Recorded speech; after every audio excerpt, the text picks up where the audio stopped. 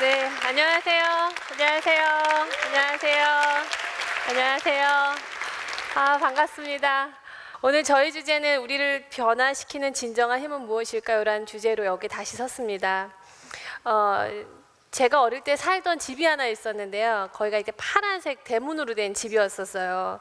근데 골목길을 따라 마지막에 있는 작은 집이었었는데, 제가 초등학교 한 5학년 때쯤인가, 이제 제가 그 문을 열면 파란색 문에 녹이 쓴 손잡이가 있었어요. 그래서 그 손을 이제 코에 가져다 대면 약간 녹이 쓴 냄새도 나고 소리도 끼익 하면서 문이 열렸는데, 그 집을 따라 이렇게 쭉 걸어가면 왼쪽엔 이제 주인집이 있었고, 저희는 이제 월세를 살았는데 오른쪽 끝으로 들어가면 저희 집이 있었어요. 그날은 굉장히 추웠었는데요. 그날 저녁에 제가 이제 연탄을 확인하고 이제 방에 누워 있었고, 이제 저희 아버지 그리고 또 새어머니, 저희 오빠 이렇게 네 식구가 집에 잘 준비를 하고 있었습니다. 그때 저희 아버지께서 이제 지갑을 확인하시고 나서 지갑에 돈이 빈다고, 10,000원짜리 한 장이 빈다고 이것을 봤냐고 저한테 물어보셨어요. 그래서 저는 보지 못했다라고 말을 했고, 가져갔냐라고 또 물어보셔서 가져가지 않았다라고 얘기를 했습니다. 근데 그 얘기를 하면서 맞을 것을 알고 있었어요. 믿지 않으실 걸 알고 있었거든요. 그리고 저는 그 길로 이제 끌려 나갔고, 저희 그 연탄 앙후기 옆에 그 연탄을 이렇게 들어 올리는 쇠꼬챙이가 있었는데 그걸로 밤 늦게까지 맞았어요. 그래서 왼쪽 팔을 계속 이쪽 팔을 계속 맞고, 이제 밤에 누웠는데 저희 아버지께서 제 아픈 팔을 이렇게 어루만 주시면서 눈물을 흘리는 것을 제가 봤어요. 그런데 제가 이렇게 시눈을 뜨고 아버지를 봤지만 눈을 뜨거나 아버지한테 어떤 말도 하지 않았습니다. 이제 그 다음날 아침 메뉴가 김치찌개였었어요. 아주 정확하게 기억이 나요. 왜냐하면 저희 아버지께서 식사를 할 때 저한테 물어보셨어요. 어제 맞은 데 괜찮냐고. 근데 제가 괜찮다라고 대답은 했죠. 그런데 전혀 괜찮지 않았죠. 몸이라는 그 몸의 상처는 사실 시간이 지나면 웬만큼 많이 아물잖아요. 그런데 저는 그 후로 수십 년 동안 이 마음의 상처가 전혀 아물질 않았습니다. 오히려 더 썩어가고 곪아가고, 그것이 제 자신에 대한 어떤 열등감과 수치심으로 굉장한 오랜 시간을 보냈죠. 저는 지금 현재 그 후로 한 30년 이상의 시간이 지났고, 중학교 2학년 아들을 둔 엄마이자, 그리고 현재 사회적으로는 또 사람들의 갈등을 중재하고 어떻게 하면 좀 더 평화롭고 행복한 관계, 소통을 통한 관계를 좀 맺어갈 수 있을까를 안내하는 그런 일을 하는 사람으로서 여기 이제 설 수 있었죠. 제가 어릴 때부터 궁금했었던 거는 그런 거예요. 왜 우리는 서로 사랑하는 사람들끼리 갑자기 폭력적으로 변하기도 하고, 그리고 특히 가족 간의 관계에 있어서 사랑을 주고받아야 되는 관계인데도 불구하고 왜 때리고, 왜 욕을 하고, 왜 걷어차고, 서로 조롱하고 비난하고 이렇게 지낼까? 그게 굉장히 궁금했습니다. 특히 저희 아버지 같은 경우에는 굉장히 자상한 아버지셨어요. 너무나 자상했었기 때문에 저희 부모님이 이혼하시고 그렇게 갑자기 폭력적으로 변하신 아버지를 저는 어렸지만 굉장히 혼란스러웠고 사실 감당이 잘 안 됐습니다. 그래서 저는 이런 생각들을 해봤어요. 사람들은 어떤 살면서 힘든 상황들을 맞이하면 굉장히 폭력적이 되는구나. 이혼을 하거나 누군가 갑자기 죽거나 혹은 실직을 하거나, 어른이지만, 저도 지금 어른이지만 때로는 감당하기 힘든 일들을 많이 겪게 되는데, 이런 일들을 겪으면 누구나 폭력적이 될 수 있구나, 혹은 되는구나 이렇게 생각했습니다. 그런데 이렇게 사람들을 가만히 관찰해보고 대화 교육을 해보고, 정말 저는 직업상 많은 사람들을 만나고 있는데 그렇지 않은 사람들이 너무 많은 거예요. 굉장히 고통스럽고 힘든 상황이고, 제가 생각할 때 저 사람 충분히 지금 화를 내고 저 사람들한테 막 짜증을 내고 화를 퍼부어도 될 것 같은데 그렇지 않은 사람들이 있다라는 거죠. 그래서 굉장히 궁금했습니다. 그러면 도대체 우리가 관계에 있어서 서로에게 향하는 폭력적인 힘들은 왜 생기고 어떤 방식으로 표현이 되고 있을까? 여기에 대한 궁금한 마음이 좀 생겼던 것 같아요. 이 그림을 보시면은 여기에 보면 두 사람이 마주보고 있죠. 그리고 두 사람의 머릿속에서 어떤 해석, 자동적인 어떤 생각들을 주고받고 있습니다. 예를 들어서 한 덕수라는 아이가 있었다고 해보겠습니다. 이 덕수의 나이는 10살입니다. 10살 남자아이예요. 엄마가 덕수한테 얘기했어요. 덕수야, 일주일에 한 3번 정도만, 많이도 아니야, 일주일에 3번 정도만, 다른 데도 아니고 네 방만 좀 청소해라. 엄마한테는 굉장히 간단한 이슈였었고요. 충분히 할 수 있을 거라고 믿었습니다. 근데 여러분 10살짜리 남자아이가 일주일에 방 3번 청소하는 거 가능할까요? 가능하지 않을까요? 아들을 키워보신 분들은 이게 절대 가능하지 않다는 걸 압니다. 그래서 엄마는 처음에 좋은 엄마가 되기로 했으니까 바로 한 번에 화를 내진 않아요. 좀 참죠. 아이가 하겠지 하고 기다립니다. 자, 아이가 할까요? 안 할까요? 안 하죠. 우리 덕수는 하지 않습니다. 자, 이제 2번째 됐습니다. 엄마가 슬슬 마음이 짜증이 나기 시작하고 못마땅해지기 시작하지만 엄마가 다시 참습니다. 꾹 참으면서 좋은 엄마가 되려고 노력하죠. 자, 엄마가 이 사건을 계속 보다 보면 마음이 어떻게 될까요? 이제 화가 나기 시작합니다. 그래서 덕수를 불러서 이제 엄마는 얘기를 하죠. 너 일로 와봐. 너 엄마가 분명히 방 청소하라 그랬는데 왜 안 했어? 이렇게 판단으로 이야기를 아마 하게 될 겁니다. 그 다음에 이렇게 이야기를 한다면 덕수가 얌전해지면서 뭔가 잘못한 표정을 지어야 되는데 덕수가 그럴까요? 안 그럴까요? 안 그렇죠. 여러분이 안 그러셨던 것처럼 덕수도 그러지 않습니다. 그러니까 엄마는 점점 화가 나기 시작해서 이제 비난을 합니다. 너 커서 모델라고 벌써부터 엄마 말을 이렇게 안 듣니? 그런 다음에 어떻게 하죠? 강요를 하죠. 너 당장 네 방 들어가서 지금 네 방 청소하고 나와. 그 다음에 협박도 합니다. 용돈 안 줄 줄 알아. 그런 다음 조롱도 하죠. 너가 엄마 말 안 들으니까 그 꼬라진 거야. 그런 다음에 이제 우리 대한민국에서 빠지면 재미없는 비교가 있습니다. 야, 내가 이 말까지는 안 하려고 그랬는데 네 친구 석호 좀 봐봐. 걘 방청소만 잘하는 게 아니야. 걘 공부도 잘해. 내가 지금 너한테 공부를 잘하라 그래서 방청소만 제대로 하라고. 그런 다음에 마땅시합니다. 야, 학생이 지 방 정리 정돈 하는 거 그거 당연한 거 아니야? 내가 너한테 설거지를 하라 그랬니? 빨래를 하라 그랬니? 네 방만 정리하라고 이렇게 얘기합니다. 자, 여기 여러분들 중에 어머니들도 계실 텐데요. 저도 사춘기 중2 아들이 있습니다. 그 아이들이 자는 모습을 보면서 엄마라면 한 번쯤 알 수 없는 죄책감, 짠한 그 마음을 느껴보셨을 거예요. 근데 그 다음날 되면 똑같죠. 그래서 마지막으로 우리는 책임을 회피합니다. 야, 엄마 좀 화나게 하지 마. 너만 똑바로 했으면 엄마가 이렇게 얘기하나. 이런 대화를 듣고 자란 우리가 한 사회에 와서 조직에 들어오고 과장이 되고 차장이 되고 직장 생활을 할 때 과연 아랫사람들과 좀 더 수평적이고 조화롭고 서로가 편안한 대화를 할 수 있을까요? 제가 만나는 많은 기업의 또 조직의 사람들의 경우에는요, 이게 굉장히 가능하지 않았습니다. 그래서 어떻게 하면 우리가 좀 더 서로의 마음을 주고받고 평화롭고 상호 존중에 기반된 대화를 할 수 있을까, 이게 굉장히 궁금했었어요.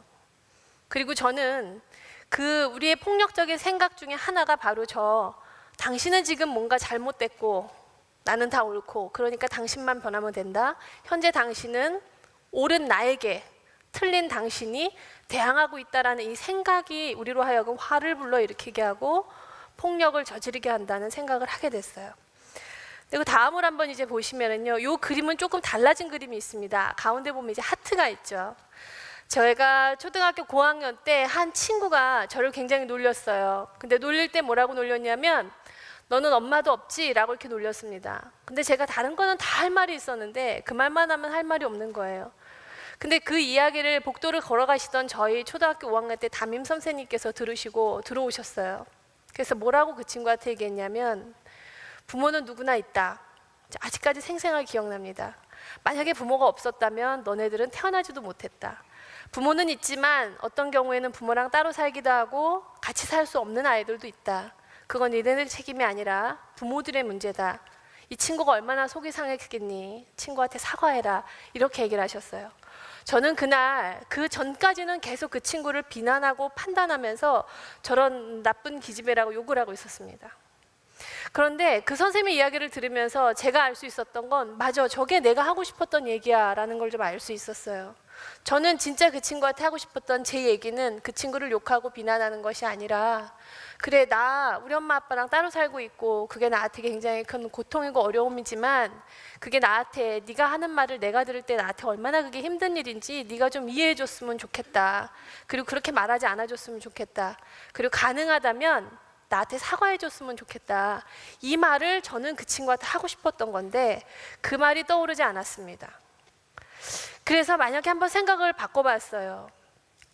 덕수 엄마가 덕수한테 말하기를 이런 방식으로 말을 했다면 덕수와 덕수 엄마의 관계는 어떻게 됐을까를 한번 생각해 봅니다.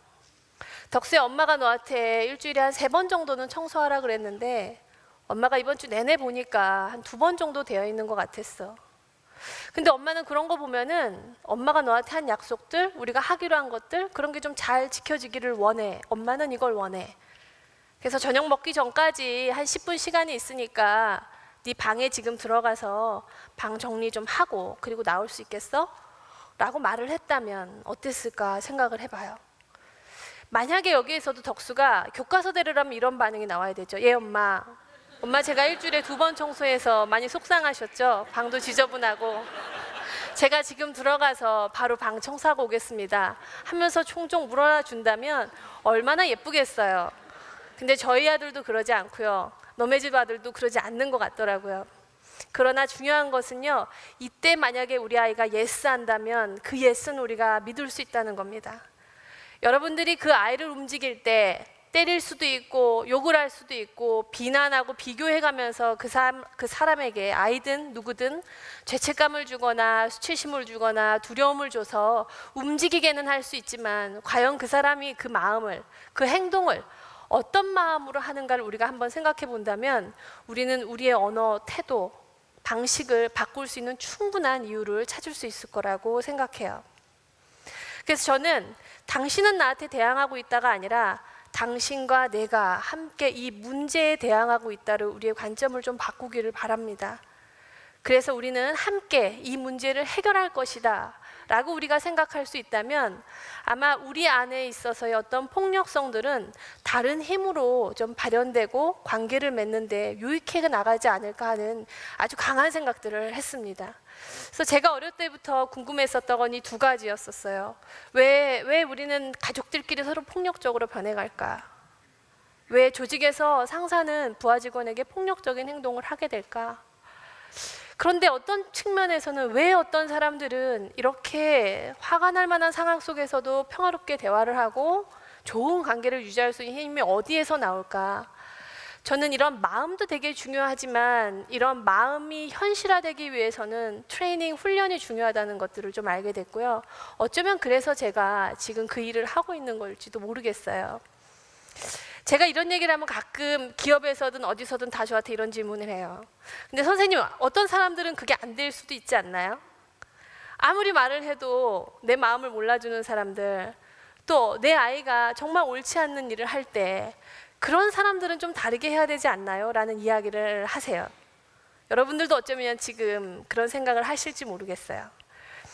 저는 그런 분들한테 얼마나 안타깝고 얼마나 답답하고 또 때로는 얼마나 화가 나면 이런 이야기를 하실까, 우선 그 마음을 좀 공감해 봅니다. 그런데 이런 질문을 한번 드려봐요. 여러분들은 지금 여기 계신 분들도 한번 생각해 주셨으면 좋겠어요. 태어나서 지금까지 살아오시면서 단 한 번이라도 여러분 자신이 배우거나 성장하기 위해서, 그래서 변화되기 위해서 나는 좀 맞아야 되고 욕설을 들어야 되고 누군가로부터 모욕을 당해야 되고 멸시와 무시를 당해야만 나는 변할 수 있는 존재다라고 생각한 적이 단 한 번이라도 있는지 저는 묻고 싶습니다. 그런데 여기에 저는 그렇게 한 번이라도 생각한 적이 있습니다 라는 분을 본 적이 없어요. 그런데 반대로 그러면 그 사람은 좀 맞거나 좀 무시를 당하거나 좀 욕을 먹어야만 변할 수 있다라고 생각한 적은 있습니까? 라고 물어보면 대부분 많은 분들이 네라고 대답을 하시죠.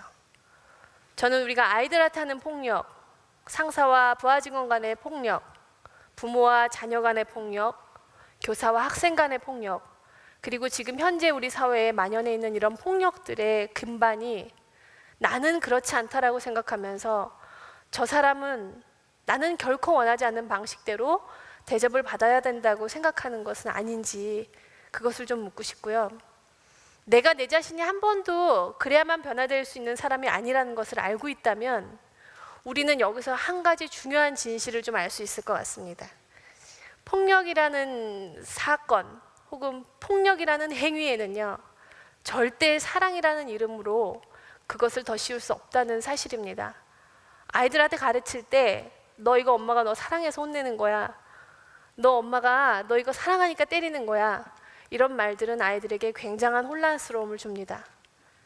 우리는 단 한 번의 폭력에도 정당화될 수 없고 그것에는 어떤 사랑이라는 이름으로도 포장할 수 없다는 것을 우리가 좀 분명히 알았으면 좋겠습니다. 그럴 수 있을 때에만 어떻게 하면 저 사람과 내가 서로 비난하지 않으면서 서로가 원하는 것들을 대화를 통해 이루어 나갈 수 있을까? 그쪽으로 우리의 관점을 돌릴 수 있기 때문이죠. 우리가 서로를 존중한다는 의식, 결국 대화라는 것은 서로를 존중하는 만큼 내가 갖고 있는 나의 의식 체계가 말로서 나오는 거라고 생각되기 때문에 오늘 이 자리를 통해서 우리를 진정으로 변화시킬 수 있는 힘은 오로지 사랑과 서로에 대한 존중이 두 가지라는 말씀을 드리고 물러날까 합니다. 잘 들어주셔서 감사합니다.